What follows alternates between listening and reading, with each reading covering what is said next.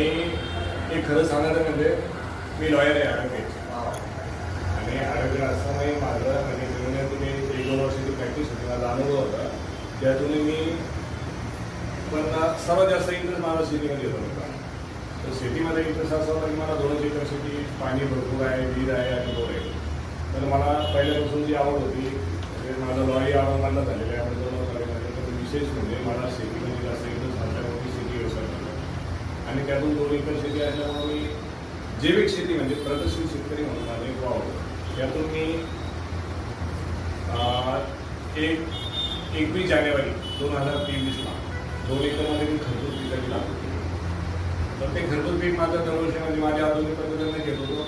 त्यावेळेस माझे बुलढाणे कोमल सिंग चव्हाण सर हे आमच्या गावामध्ये आले होते. त्यांना सांगितलं होतं की एक मिटिंग घेऊन की तो आपल्याकडे असा धर्मोदरीचा RPS आहे आणि बिजुली म्हणजे बॅटरीज किट आहे असे काही प्रॉडक्टबद्दल मला सांगितलं होतं. मला त्यावेळेस प्लॉट होता शेटिंगमध्ये खरबूजचा 2 एकरचा आणि मी जे खरबूज मी व्हरायटी घेतलेली होती. तर सर शेटिंगमध्ये ज्यावेळेस प्लॉट होता त्यावेळेस मला सरांना फक्त 2 लिटर RPS दिलं होतं सोडण्यासाठी.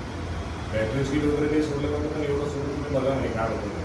तर मी 2 लिटर RPS सोडलं आणि मायक्रोरीच RPS 76 फ्लोररीची स्प्रे घेतला होता.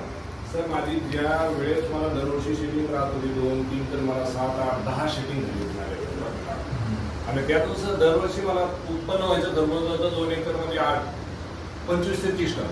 त्यावर्षी सर मला उत्पन्न झालं होतं 45 तर तेव्हापासून सर मी मग नंतर आता माझे म्हणजे क्रॉपचे 2 एकर शेती याच्यामध्ये माझे 3 महिन्याचे पीक आहे. माझं खरबूज, गोबी आणि टरबूज हेच मुख्य पीक आहे 3 महिन्याचे. या सर या 3 पिकामधून मी दरवर्षी 15 ते 18-20 लाखापर्यंत उत्पन्न 2 एकर शेती सांगायचं म्हणजे विषय. आणि आजही रोजी सर यावर्षी पत्तागोबी गेले होते सर 30, 35, 40 रुपये. तर मी यावर्षी 40,000 एकरी झाड लावलेलं होतं पत्तागोबीचं. त्यापासून सर मला 60 टन उत्पन्न मिळालं आणि त्याचा बाजार भाव भेटला मार्केटमध्ये मला ठोकमध्ये 30 रुपये किलो पडला. तर 60 प्रमाणे म्हटलं तर सर जवळपास सर मला पिकासाठी 18 लाख रुपयाची जुडी झाली. 18 लाख रुपये आणि आज मी धन्वंतरी शेती तर करतोच आहे. तर मी त्यामधून या सध्याला डिस्ट्रीब्युटरशिप म्हणून मी माझ्या जालना जिल्ह्यामध्ये काही आंध्रचे पिकं असं मेडचे पण असं प्लॉटिंगचे कपाशी वगैरे द्यायला देतो सर. फक्त RPS बिजुरीपासून सुरुवाती लागवडीपासून मी दिलेलं आहे. त्याचे चांगले रिझल्ट पैकी चांगले काढलेले आणि भरघोस गेल्या वर्षी मी सर माझ्या जालन्यामध्ये जवळपास कपाशीचे जे उत्पन्न आहे 18 ते 20-22 क्विंटलपर्यंत काढले.